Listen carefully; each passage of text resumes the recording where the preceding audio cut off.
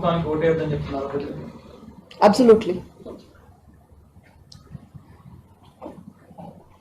ఈ ప్రభుత్వంలో హత్య రాజకీయాలు ఉండకూడదండి ఎప్పుడు కానీ. You don't want your murderers to be ruling you. You need a healthy democracy. You need a democracy that will help improve the society.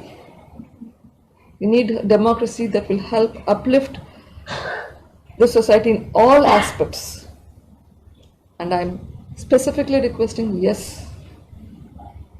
please do not vote and bring my brother's party back into power. Because if that happens, then there is no hope for justice.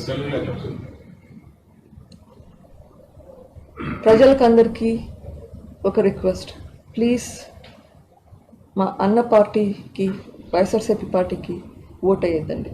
ఇంత వంచన చేసిన party, మోసం చేసిన party, తన వాళ్ళకి తన అనుకునే వాళ్ళకి మాత్రమే హెల్ప్ చేసి అందరికీ హెల్ప్ చేయకుండా ఉండే వాళ్ళకి ప్లీజ్ ఓట్ వేయకండి.